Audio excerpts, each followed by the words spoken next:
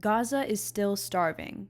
I wanted to start this video by saying that because I do a lot of hee ha ha funny mocking of Zionist desirability politics in this video, but at the end of the day, there's nothing hee ha ha funny about the Zionist entity. The Zionist entity has been conducting a systematic genocide of the Palestinian people of Gaza for almost 2 years now, and while they're still raining down bomb after bomb on journalists, children, doctors, their current tactic to exterminate them and take Gaza for themselves is starving them out. The aid that actually reaches Gaza and is actually edible and safe to eat is extremely expensive. And most people in Gaza whose lives have been completely torn apart by this Zionist genocide over the last 2 years cannot afford it. Take Mohammed, for example. His house was destroyed and his family displaced by the Zionist genocide. His family relies on aid to be able to eat. As it says on his GoFundMe, I am Mohammed,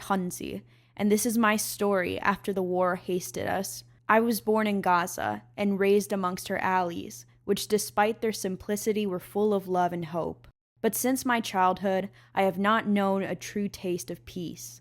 The older I grow a year, the more the scenes of destruction and fear grow on me, as if war is an integral part of the details of our daily lives. Today, I write these words from the heart of pain. After I lost my home, which was my only refuge, the refuge of my mother and my little brothers, we have become homeless, surrounded by the ruins of memories, looking for safety in a place where safety is not known. We live in a suffocating siege.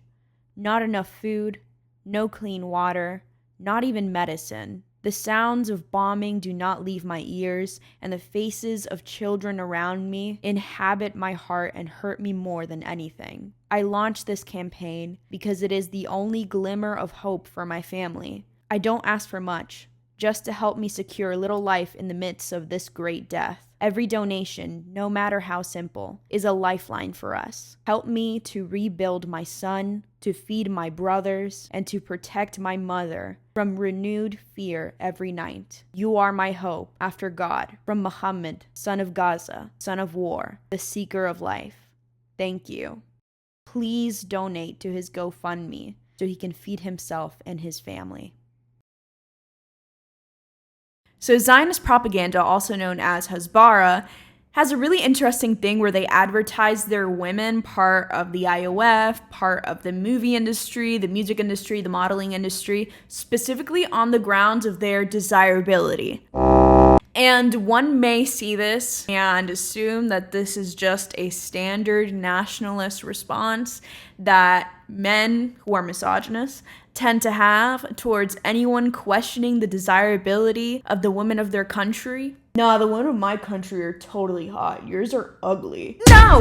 My women are hotter. Yours are ugly. But that would be reductive, and it wouldn't explain the usefulness of this specific type of propaganda to the purposes of the Zionist ideology. And you know me, I love talking about how misogyny serves the interests of the capitalist imperialist class. So, today, we're gonna overanalyze the IOF OnlyFans model, its purpose in justifying the genocide against the Palestinian people, and how it continues to define Jewish women based on the patriarchal expectations inherent to the Zionist ethno-nationalist ideology.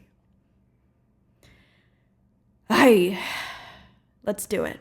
The two terms you need the definition of to be able to understand what we're going to talk about right now is Zionism and desirability politics. Zionism is a colonial, Jewish supremacist, ethno-nationalist movement that is responsible for the ethnic cleansing, genocide, and oppression of Palestinian people, given that the existence of Palestinian people in historic Palestine and throughout the world poses a threat to the Zionist movement's goal of establishing a Jewish-only state in historic Palestine and further out into what Zionists call Greater Israel. Okay? And it goes without saying, given all of that and what we are literally seeing with our eyes going on right now in Gaza, Zionism is an exterminationist, racist ideology, which like so many other racial supremacist ideologies, including, Nazism, has used pseudoscience and propaganda to argue that Jews, we are somehow genetically, morally, inherently, historically superior to Palestinian people and Arabs in general. Brother, what's that? What's that, brother?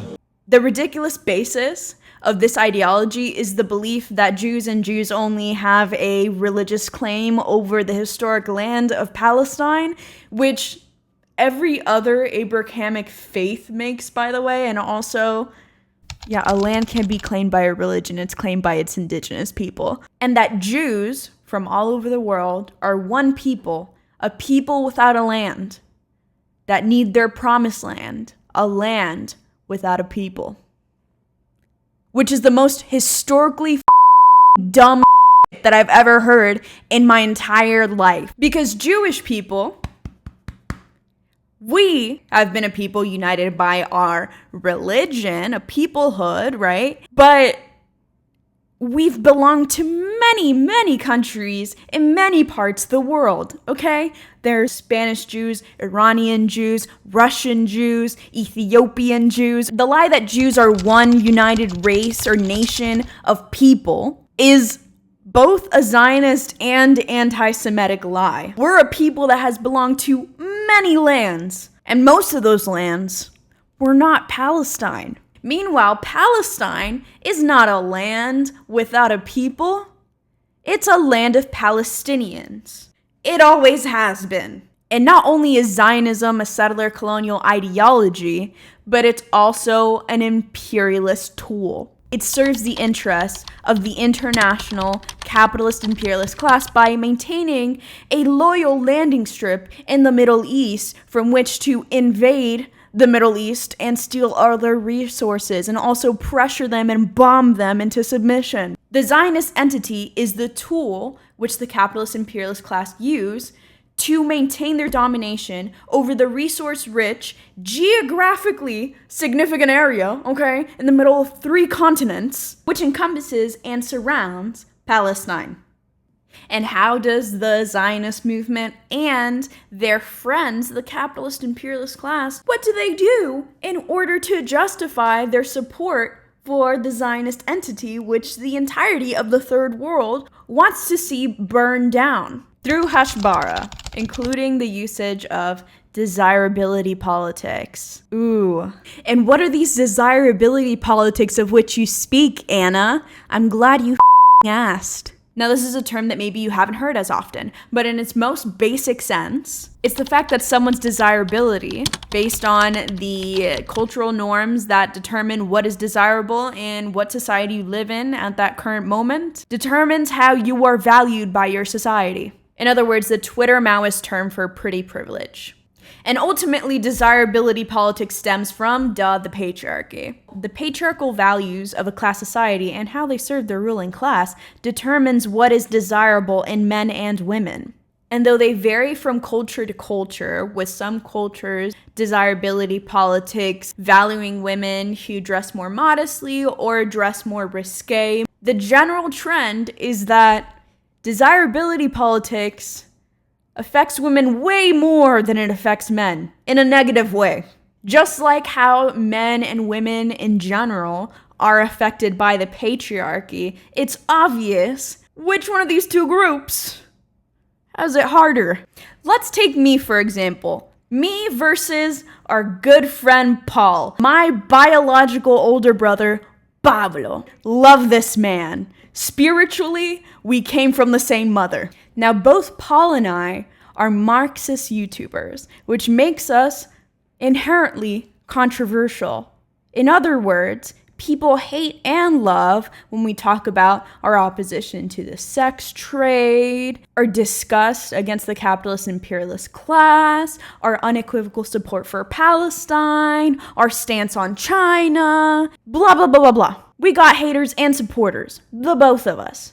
But we often receive different kinds of hate messages and support messages. When someone doesn't like something that Paul says, or like something that Paul says, their usual response is, hey, I hate you, die, or, yeah, man, woo, right on, comrade. But very seldom is it the case that Paul's haters and supporters send them hate or support based on his desirability. Meanwhile, a good chunk of the comments that I get about my content, whether negative or positive, have to do with my desirability. My value as a woman in general and as a female political YouTuber, commentator, whatever the you want to call me, I don't know, influencer, what am I don't know, is more often based on whether or not I'm desirable than just on the political correctness or incorrectness of my stances than Paul. If you disagree with Paul, you disagree with Paul. You hate Paul, maybe, whatever. If you disagree with me, I'm an ugly hag that hates men because none of them want me. Which, not the point, but like, come on.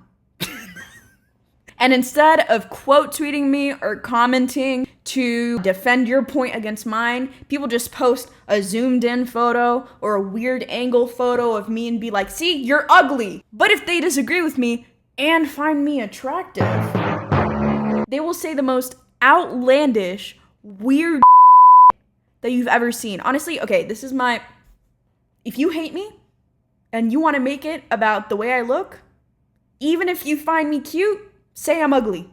I prefer it. Don't say like whatever the this is. Oh my God, bro. Oh, hell no, man. What the man? And unfortunately, supporters do this too sometimes. And I hesitate to offend, but supporters do this to me sometimes also by sexualizing me or Marxist women in general. That is still desirability politics. Who said that? Thirsting for me or other Marxist women on the internet and calling us weird like commie mommy is still desirability politics. And even if it comes from a good place, which why would it come from a good place? It's still misogynist and uncomfortable. Please stop, you weirdos. Who said that? Oh my God. Who said that?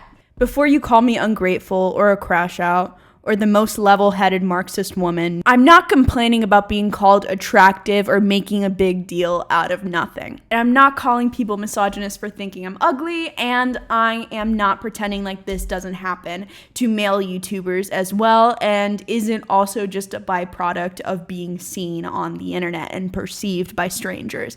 I get that, okay? I got it. And in fact, I must say, some of the shit that y'all say about Hassan Piquer, if I was a dictator and this was my dictatorship, you guys would go straight to re-education camps. Also, if you followed me on Twitter for a while, you know I've fallen victim to participating in desirability politics. Quite recently, in fact, I posted a zoomed in photo of a fascist that called me ugly, and I said, oh, hell no. So I acknowledge that. I acknowledge that I've given into desirability politics, and I acknowledge that was reactionary. Not good, no matter who it's applied to.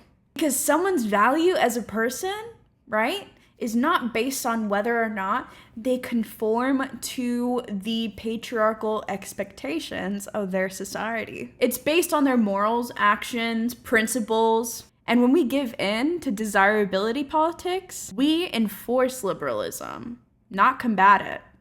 That's a no-no. When we give into desirability politics, we give into misogyny. And we're using a method of propaganda which, when used by fascist, colonizer, racial supremacist movements, is used to justify the murder, displacement, ethnic cleansing, apartheid, genocide against proletarian, colonized women and people. Are you catching what I'm throwing? Strive to be the friend that's too woke. Desirability politics in the hands of fascists and colonizers is not just oppressive, it's deadly.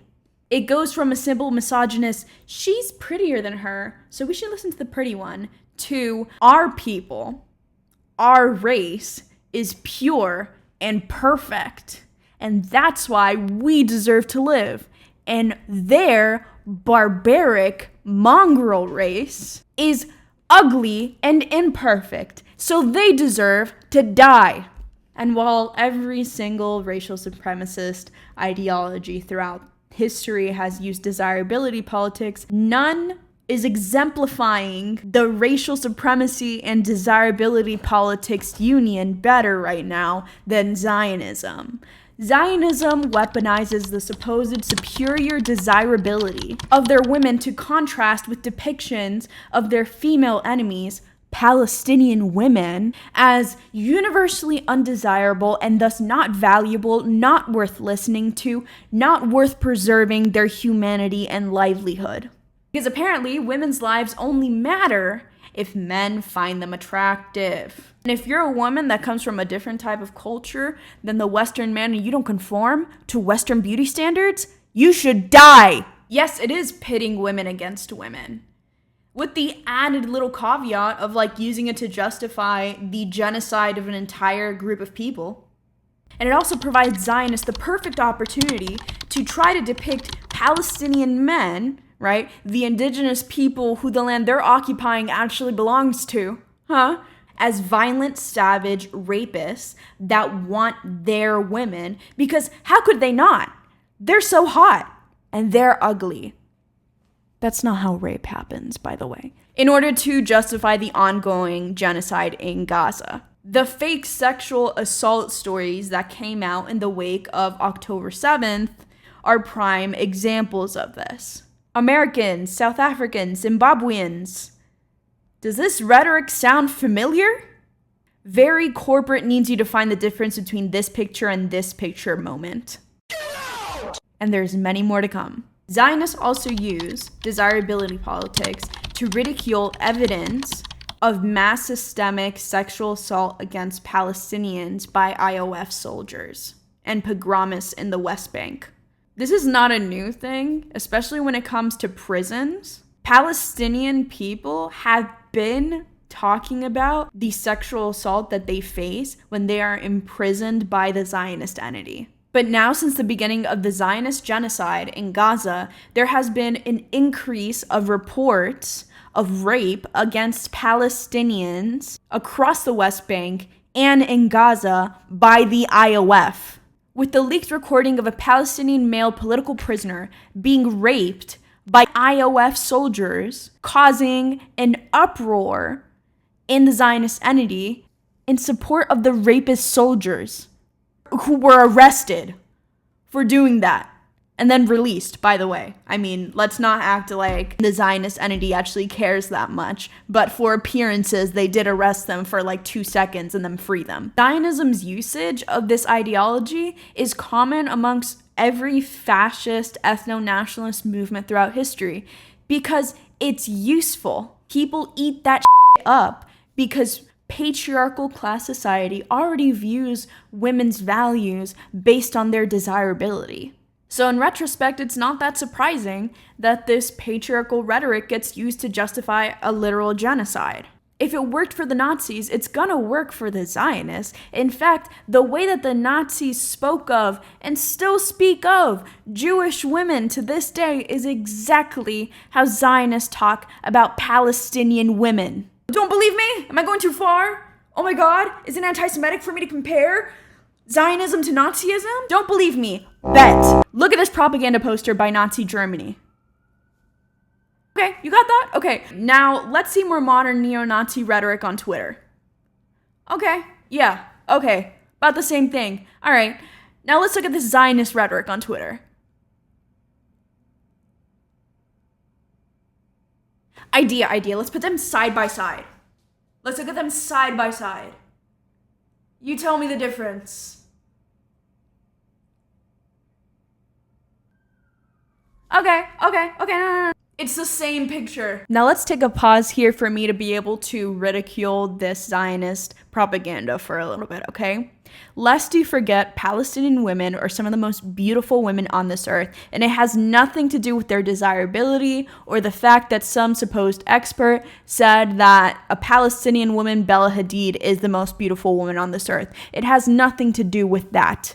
Palestinian women are resilient, revolutionary, impressive women who are the backbone of Palestinian liberation. Palestinian women's beauty, like the beauty of all proletarian, colonized women, is in their struggle for their liberation as women and the liberation of their people. They're the keepers of Palestinian heritage, the mothers who comfort their children while the Zionist entity starves and rains fire and blood down on them. They're fighters, activists, martyrs. Layla Khalid, Fatima Barwani, Shadia Abu Ghazaleh, Muna El-Kurd, Ahed Tamimi, Shireen Abu Akleh, Bisan Oda, Nardine Kiswani, Bayan Abu Sultan. Every Palestinian woman in occupied Palestine or in the diaspora who carries Palestine in their heart is a beautifully courageous person that poses a serious threat to the Zionist entity.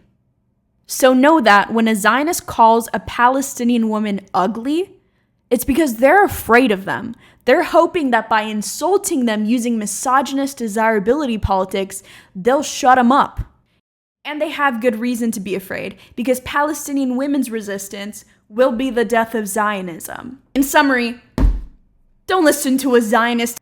They kill children. And at the same time that Palestinian women are the death of Zionism, Zionists see Jewish women, our bodies, this thing that you see on screen, as the life to Zionism. So this is the flip side of the desirability politics that Zionism promotes onto the world about their settler women. It's not just them being like, no, Gal Gadot is not a genocidal murderer. She's Wonder Woman. She's pretty and a great actress. Enough champagne to fill the Nile. Kalel, no.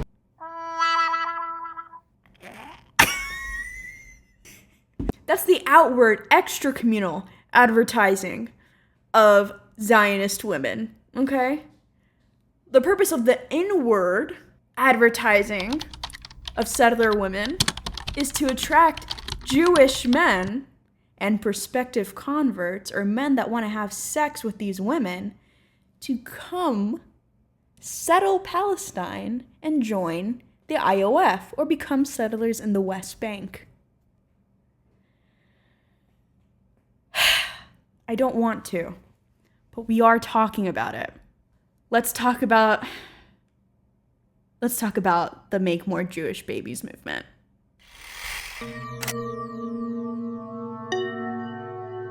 Do you want Jewish babies?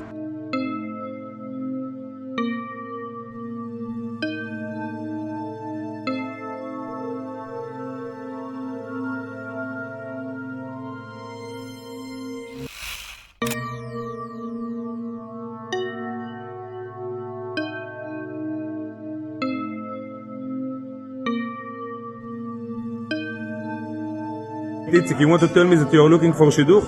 Yeah? And you are the owner of this house?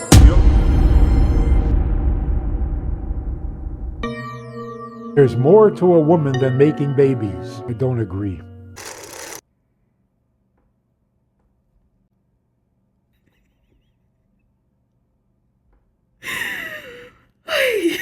After October 7th,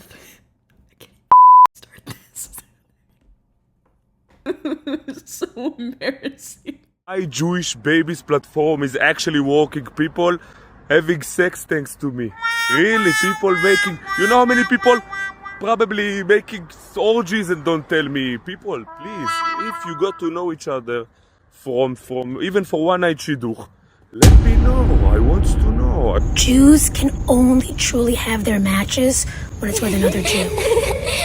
Let's make Jewish babies. Okay, so this movement was sprouted to make up for those lost on October 7th, which means that in order to do so, many Jewish women had to advertise themselves for the purpose of making Jewish babies. God damn it. Women will never be free! This is not actually an uncommon Jewish thing or uncommon thing in general. When in response to a large loss of population due to an ethnic cleansing, displacement, genocide, or whatever, right? Like, for example, there are Jewish communities, Hasidic communities, like the Satmar and others, that are trying to rebuild the 6 million lost by, like, have as many babies as possible. But what's funny, right, is that that's not what this is, okay? It's not even funny, actually. Scratch that. It's not funny. It's disturbing. I can't even say it. This colony has 10 million people, and there's a 7.2 million population of Jewish diaspora all over the world, okay? Our population was not critically endangered by this event. It has nothing to do with this. That's not what this reaction to make more Jewish babies was. It's to make more Jewish babies so they can go into the IOF and kill Palestinians as revenge. That's what this movement was about. And that's what it's still about. It's still kicking. And what, according to biology and Jewish law, in the Zionist entity that has made this determination about what constitutes a Jew, which has never been, static in Jewish history, but whatever. What do you need in order to make these Zionist super soldiers to go and kill Palestinian children with all their might? What do we need to make these brave men and women who are gonna go bomb civilian homes? What do we need to be able to create Jewish babies? A Jewish mother. A Jewish mother, because according to the authorities of the Zionist state, the religious authorities that is, which still have their heads in the year 200 before Common Era, you're only born Jewish if your mom's Jewish and you don't have a shishka mom that stole your Jewish dad from his community, okay? Very progressive. And convenient, so that Jewish men don't have to claim and take care of any children that they have outside of the community. In other words, because it doesn't matter who Jewish women have sex with, the babies are going to come out Jewish anyway. The sexuality of Jewish women is a very important thing to control for the Zionist entity. Our bodies need to be controlled and sold by the Zionist entity so they can produce the next line of Zionist terrorists. And while this is the line that the Zionist movement has always held, because birthright trips are essentially free hook up and marry an IOF soldier to have more Jewish babies, hashbara trips, the scale of this has picked up. Case in point, the IOF OnlyFans models and soldiers in bikinis.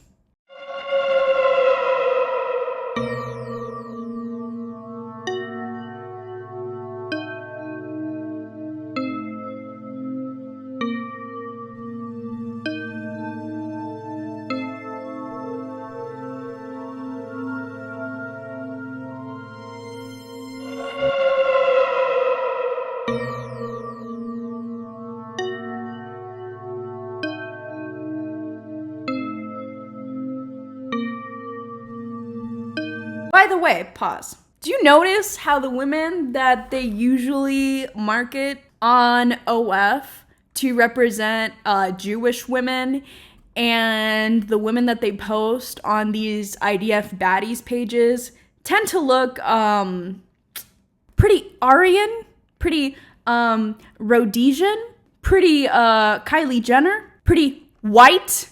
Not so much typical Belle Juive. In fact, remove as many features that look like Belle Juive as possible. It's because the IOF models and sergeants in bikinis are being promoted internationally, not just to Jewish men. Because due to this propaganda and desirability politics within the movie industry, the porn industry, there are actually men across this world who have a thing for Israeli women.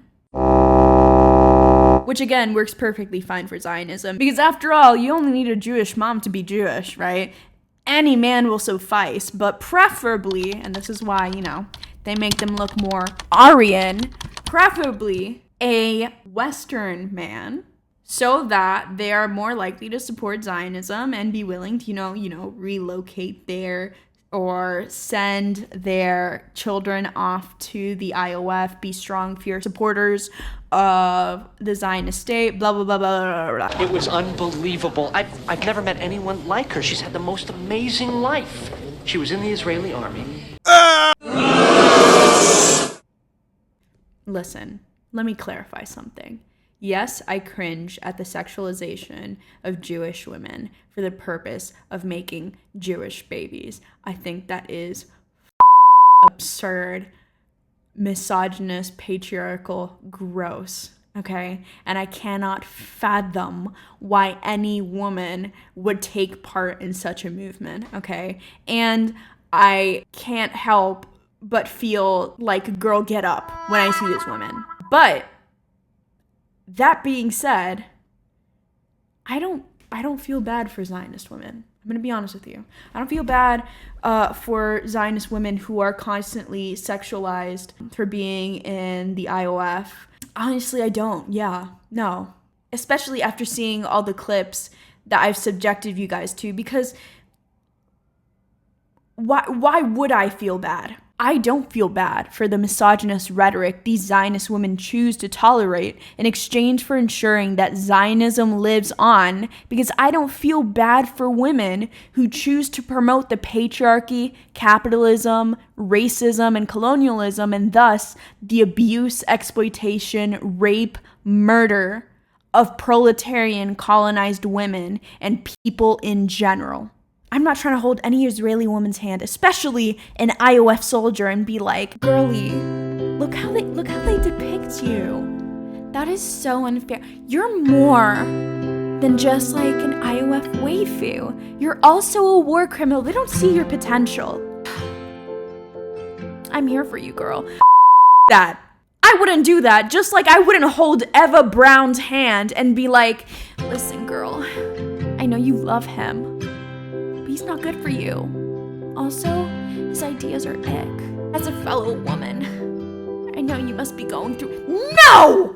These women have brains. They make the conscious decision to support the Zionist entity and support the genocide against Gaza, whether that be by obtaining Israeli citizenship, joining the IOF, or objectifying themselves in the name of making more Jewish babies to support the Zionist cause and getting revenge from the Palestinians for October 7th.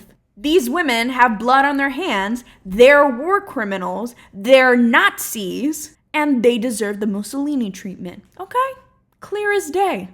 Death, death to the IDF, death, death to the IDF, death, death to the IDF. Including the women. The point of this is not for you to feel bad for Zionist women for participating in the advertisement and objectification of their bodies for the purpose of attracting Jewish men and philo-Semites to come and occupy Palestine and kill Palestinians. It's to drive 2 points home.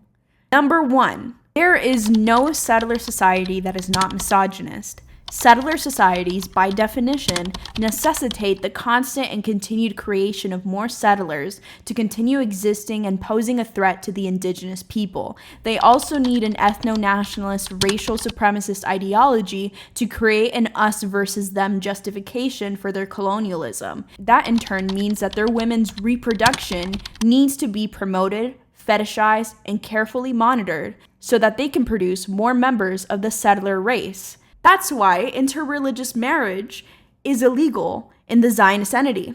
Only democracy in the Middle East moment. And point number 2 of this video. Desirability politics are a deadly misogynist form of liberalism, and principled Marxists should combat it because it always leads to the justification of rape, fetishization, and murder of women. And if you need even more motivation to not use desirability politics, I hope it helps for you to know that when you do, you sound like a Zionist. Last thing I'll say. Jewish women. We need to talk. First of all, you should already be against Zionism for obvious reasons. Genocide bad. Settler colonialism bad. Apartheid bad. Pogroms bad. Humor me for a moment, okay? Just throwing this out there. Maybe we're more than baby incubators for future settlers and war criminals. Maybe we can be girls, better women, by not supporting and partaking in the systematic oppression and murder and rape of Palestinian women and girls and Palestinian people in general. All because we have the same religion as the monsters that are doing that right now. You're gonna let yourself be defined by that? Because I'm not. I'm not. I refuse to have my worth as a human being, as a Jew, as a woman, be defined by the ideology of such a heinous, disgusting, misogynistic, genocidal, colonial group of people as Zionists. And to be honest, girl, you should refuse to.